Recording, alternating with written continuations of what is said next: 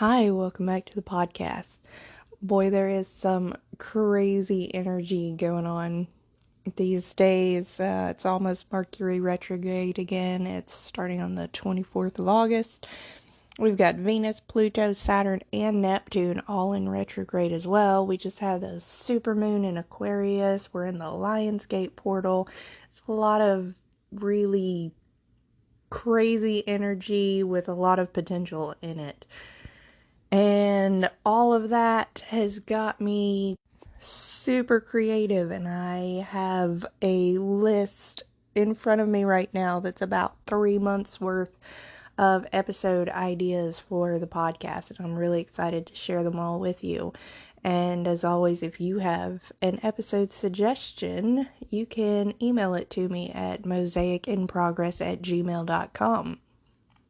Hi, I'm your host Naomi, and this is Mosaic in Progress.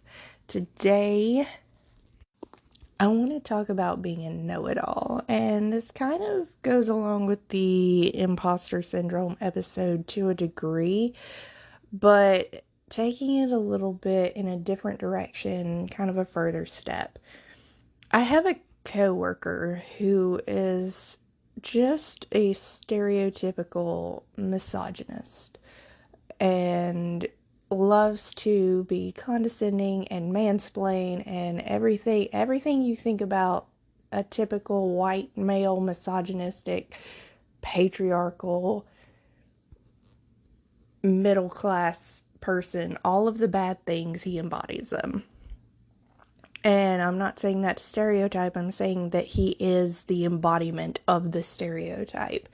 And he accused me of being a know-it-all the other day. He didn't use those words. He said, "It amuses me that you think you have nothing left to learn." And I had an absolutely visceral reaction to him saying that. And my response was, "It amuses me that you think that's true."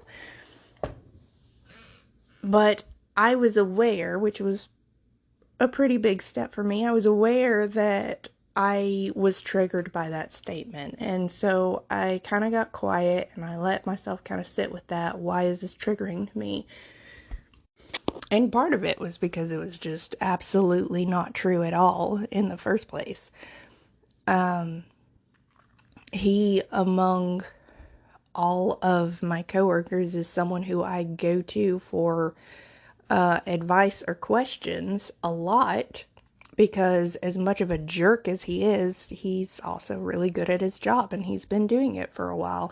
And I am not so lacking in humility that I can't ask someone who I don't personally like for their advice or information. And for him to say that I thought I had nothing else to learn, and it was the thing that prompted that. He was asking me about something, a medication that I definitely know way more about than he does, because it's a medication that's used more in the ICU and the ER, which is my background, than it ever is in the OR, on the field. And so his question was insulting, and I remember just feeling like I always did when I was a child and a teenager living at home with my parents. Because my dad would do this thing, it didn't matter what you were doing, he'd just come up with a question on the spot. And it was usually something about the Bible, but it could also be, something about history or geography. And it was just like this gotcha game of like, hey, I know you're doing the dishes right now, or you're cooking, or you're whatever, you're doing something, you're right in the middle of that, but I want you to change channels in your brain immediately and answer this question for me for no reason. And it didn't matter if I actually knew the answer. The way that he played the gotcha game, your brain couldn't switch channels, because you would immediately go into like this panic of, oh no, he's wanting me to get the right answer. He's going to be upset if I get the wrong answer. And so your survival mechanism kicked in and all of your higher thinking shut down. And then he would laugh at you or berate you or you'd be in trouble. He'd make you feel like you were an idiot in the smallest thing in the room because you couldn't just answer his question on the spot. And I remember how angry he became as I started to acquire more knowledge than him about whatever it was. I remember being 13 and 14 and really just becoming obsessed with the X-Files. And the reason that I started watching it was because I wanted him to spend time with me. You know, for as much as we were all home together with being homeschooled and having church at home and my dad working from home, that started when I was, I think, 11 or 12. He started working from home and he would travel occasionally, but his main, 9 to 5 job, it was at home. And for all of that time together, like, we never really spent time together. We were just around each other. And I think that probably has a lot to do with how strongly I feel about intentionally spending time with people, that you don't just exist in the same space. You intentionally make time to do things together and share things together and just have fun together. But I digress. So I really got into the X-Files because I wanted him to watch it with me because I knew it was a show that he liked. And I thought, well, if I've got it on, it's after work hours, maybe he'll come in here and watch it with me. That didn't work. He never did. He kind of lost interest in the X-Files when I started watching it and got really upset that I learned the characters so quickly because ADHD hyperfocus, and it became a special interest, so I learned everything about the X-Files so quickly. And he hated it. He hated that I knew more than him, and so he just lost interest in it and quit watching it. Which was not as extreme as the reaction he had when I was doing my prerequisite courses for nursing school. And he finally took my mom and himself to the chiropractor. I had been encouraging them to do it for a while. I'd been going to the chiropractor for, I think, a year or two at that point, and had gotten a lot of help with some of my chronic pain issues, and I thought it would help them as well. And they resisted it and resisted it and resisted it, and then they finally went, and shortly after going, my dad suddenly became an expert on all things chiropractic and holistic health. And I don't mean he became an expert.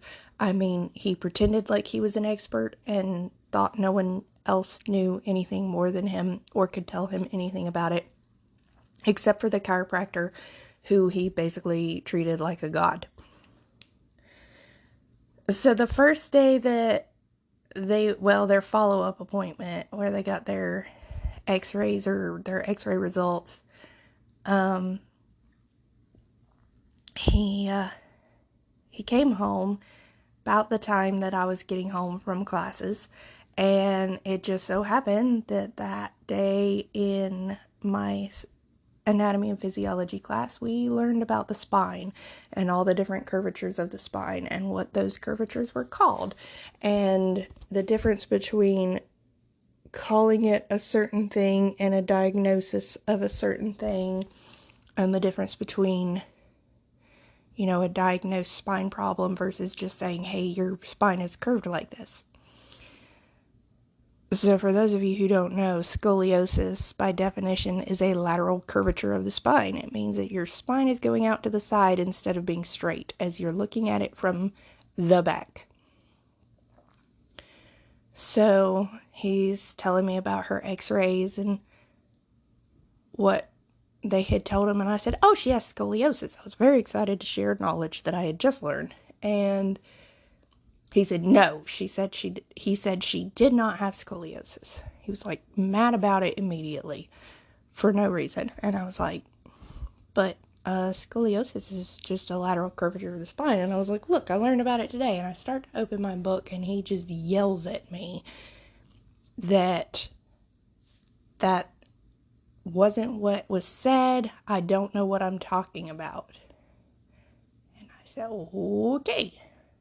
It's like, well, this conversation isn't going anywhere. I was like, I'm going to go take a bath. So I went to take a bath, and as I'm taking a bath, trying to relax, I can hear him from the kitchen, which we had about a 2,200 square foot house. The kitchen was almost at the end of the house. It was kind of not exactly a shotgun house, but it was definitely longer than it was wide. And I would say probably a good 300, 400 feet away, the kitchen to the bathroom. And I could hear him yelling at my mother. And he wasn't yelling at her like he was angry at her. He was yelling about me and telling her what a know-it-all I was and how he was sick of me acting like I knew everything and just lauding my knowledge over everyone. And I remember being so terrified to get out of the tub that I just sat there until the water was freezing cold and I was shaking both from fear and being cold. And I finally got out and I was ready to be yelled at and maybe hit and for there to be this big explosion. And there wasn't. He never said another word to me about it. I listened to him yell for a good 10 minutes about how awful I was and what a know-it-all I was. And he never said a word to my face about it. And in fact, after that, he kind of quit talking to me for a while. And I remember going to my anatomy and physiology professor the next class day. I went up to her after class and I just said, they really don't get it, do they? And she looked up at me like she already knew what I was going to say. And she said, who? And I said, people who don't work in medicine. They really don't get it, do they? And she said, no, baby, and they never will. You've got to be able to let it go and just know that they're never going to want to listen to you. They're never going to respect your knowledge. And just don't worry about their approval because you're never going to get it. And I remember at the time thinking about the Bible verse where Jesus said, a prophet is not without honor save in his own home. And I remember kind of feeling like that, like I was just treated like, oh no, you're just little Naomi. You're just little Naomi. You don't know anything. You're not smart. There's nothing that you could tell me or whatever that I don't already know. And that was around the time that I just decided I was not going to wait around or care if my dad was proud of me anymore. I had spent my entire life trying to make him proud and trying to gain his approval, and I never got it no matter how hard I tried, and it seemed like the more I tried, the more disapproving he was. And I just decided I didn't need it anymore. I wasn't going to wait for it. I was going to give up the hope of that. And about the time that I decided that was when he decided he was going to dote all over me, because I think he could tell he had lost me. That his opinion didn't matter anymore. His approval didn't matter anymore. And I was no longer afraid of him like I had always been. And he was desperately trying to keep from losing me entirely, and it was too little too late. He was posting all over Facebook pictures of me and tagging me in things and talking about how proud he was of me. He would comment on everything that I posted about how proud he was and all of these things, and I remember just thinking, I don't care. I don't care. And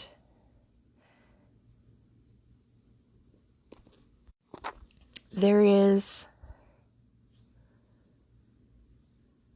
a threat to narcissists and abusers and people who gain from feeling they have a power or knowledge over you. And they need you to be small and stupid so that they can feel big and smart and powerful. And as soon as they see that you know your shit, they feel threatened because they don't have room in their perception of reality to be big and powerful if anyone else also is.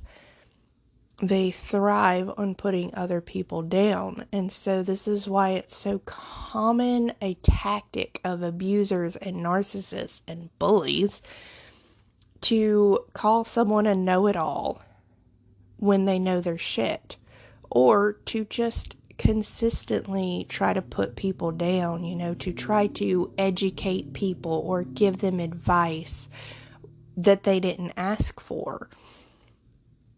And it's a really interesting thing when you step back and perceive it as a pattern rather than getting wrapped up in the drama or chaos it may create in your own life. But to see, if somebody's like, let me tell you something I wish I'd known when I was your age, as if they have some kind of like aged wisdom to give you, or let me tell you what I wish I'd known, when I was at my stage of your career. Oh, do you know the answer to this question? Or let me tell you about this. Making the assumption that you don't already know. And making the assumption that you want their advice or you want their teaching, their wisdom, their education. Because how could you not? They are so wise and so knowledgeable and so much more mature and experienced than you.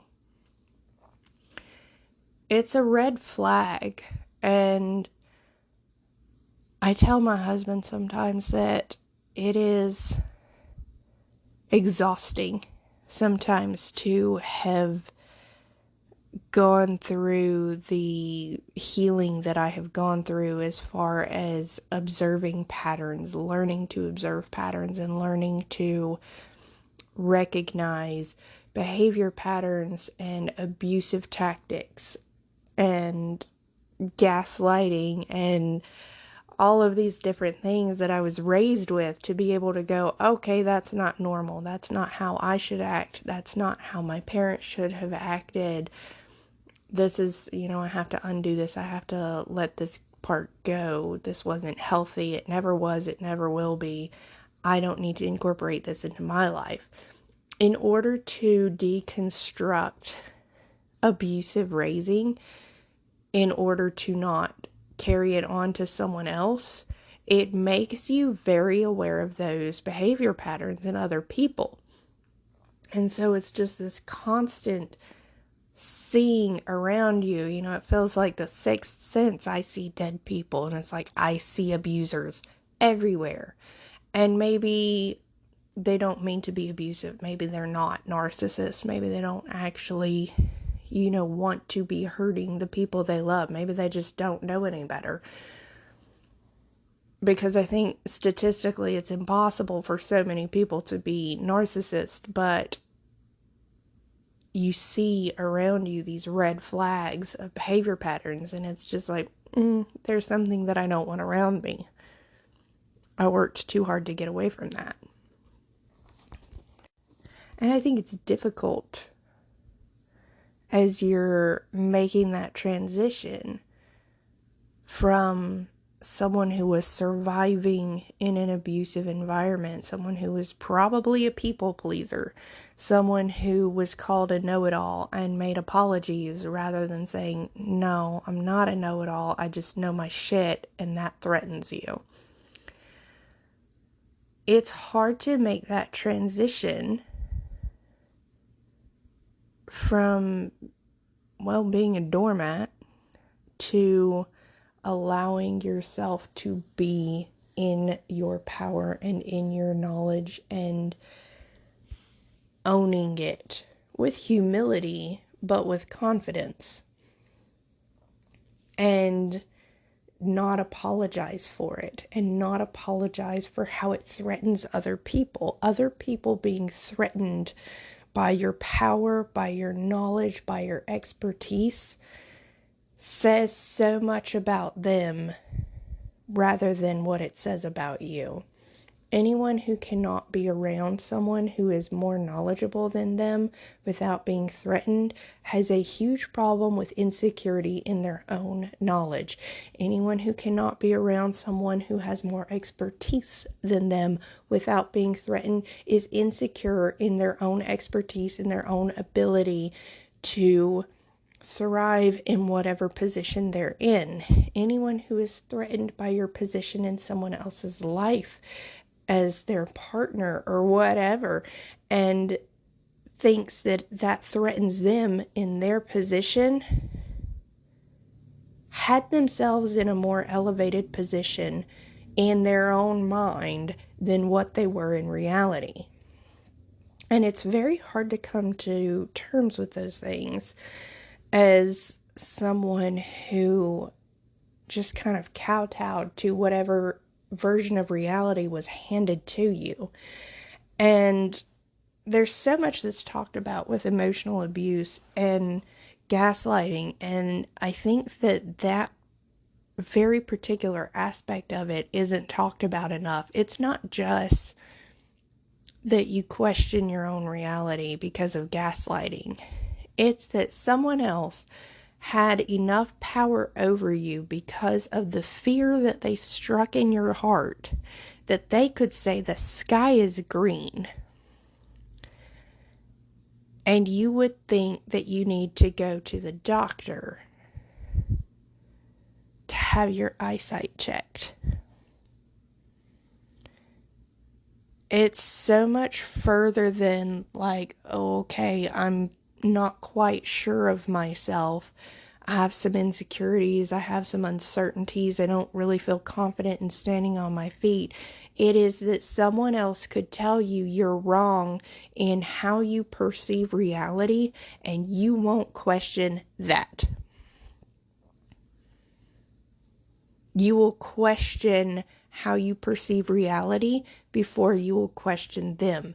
And as much as we want to believe that is only limited to a specific abusive person, it's not, especially in evangelical homes for girls. Because girls are taught that you're too stupid to know what reality is anyway. That's why God gave you men. Yes, that is a completely backwards version of the Genesis story. No one ever questions that in evangelical homes because we don't question what we're taught. The Genesis story says that Adam was formed first and then Eve was made for him because he needed help. They don't focus on that part. God said, it's not good for man to be alone. Let me make him help. Literally, that's what it says. Nobody wants to talk about that because we talk about the woman being made for the man like she was his fucking table or whatever that he could use. No. The Genesis story said God looked at man and said, it's not good. It's the only time in the creation story where he says it's not good. It is not good that man should be alone. Everything else, it is good, it is good, it is good. He's made man. He said, whoops. That's not done yet. We got to do something else. That thing can't survive on its own. It needs help.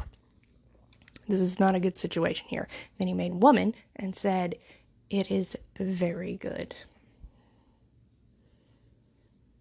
People talk about in the church about how mankind was the crowning point of the creation. No, she was the final thing created. She was the grounding point. That is biblical canon. Might not be doctrinal canon, but it's in the Bible. I digress. Point is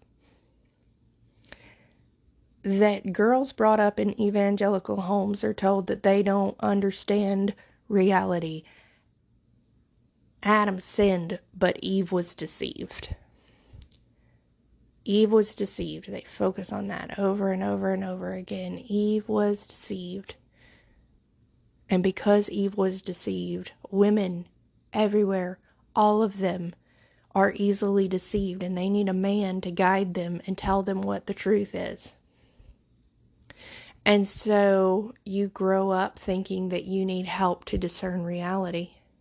You need the older, wiser women who have, been submissive wives and raised their children. You need men, good Christian men, to tell you what reality is. And so it becomes this internal dialogue. Yes, I said dialogue, not monologue. That was intentional. Of having a thought or an opinion or an idea and telling yourself that you don't know what you're talking about. You need to ask someone else. And if someone else tells you something that contradicts your own perception of reality, you immediately take that as truth without question. And you have to work really hard with talking to yourself or journaling or both or therapy or all of the above to talk yourself out of being gaslit. Because it's an automatic thing that happens. Someone's like, you're mean. You have been mean to me since I met you. And you're like, oh, I'm so sorry. And then you're like, wait a minute. Is that actually true? I've never done a single thing to you. Never disrespected you. I've never done a single bad thing to you. Why did I just agree that I was mean? I haven't been mean to you at all. In fact, the opposite is true. You've been very mean to me, and I haven't done a single bad thing to you. I've done a lot of good things for you, actually. Why did I just accept this narrative that I'm the mean one?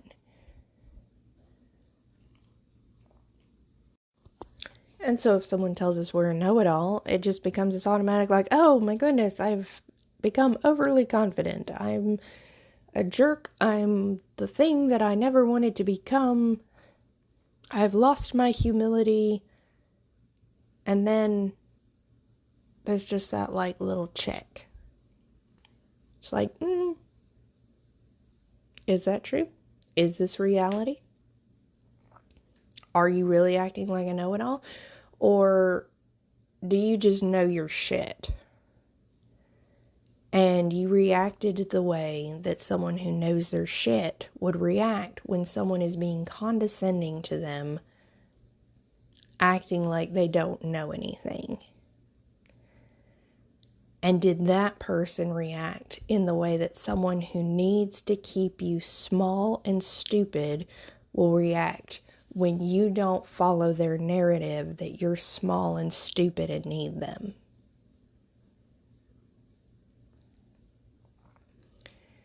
It's a really hard thing to be confident when you have been abused. And it's hard to be confident in anything, in your job, in your skills, in your art, in your relationships, in just owning your truth, in whatever intrapersonal relationships you may have. Especially hard to be confident in conflict, because that's where most abuse happens, is in conflict, is this idea that you get in your head that if there's conflict, that means you're wrong or you're bad. And so you should immediately apologize and placate and pacify and do whatever you can to try to make it right. Because surviving an abusive home means living a lie. It means telling yourself every single day that this person who is treating you horrifically loves you.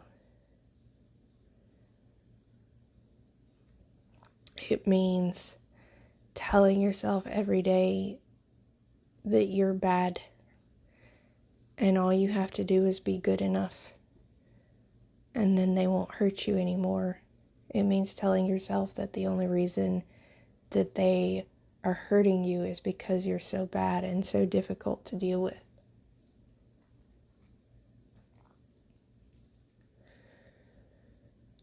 It means telling yourself you don't deserve better. It means telling yourself that you owe them.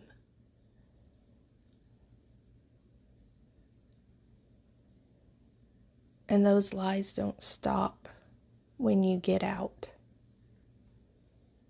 You have to work to consciously undo them. Which is one of the hardest parts of the whole thing. Just undoing that projected guilt.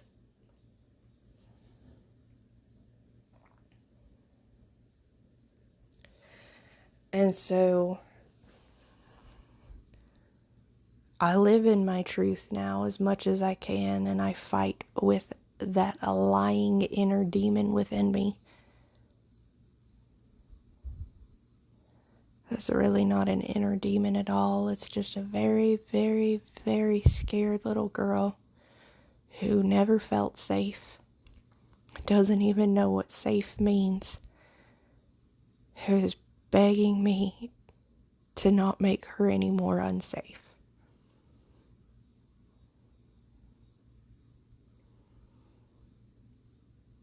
So I have to tell her, you're okay. You're safe now. They can't hurt you anymore. This person, whoever they are, can't hurt you either. It helps now that I am 5'9" and about 200 pounds, and I tower over most people who try to bully me. Stature helps a lot with not feeling like a little girl. Because I'm not a little girl anymore. And I'm not a know-it-all, and I never have been. I'm not mean to people. Can't say that I never have been. My teenage to early 20s evangelical self was a pretty mean person. I would not be friends with her. I thought I was doing the right thing. But just as I said, I am not a know-it-all and never have been. I was humble enough to check my beliefs and deconstruct them. Because I know that I can be wrong too.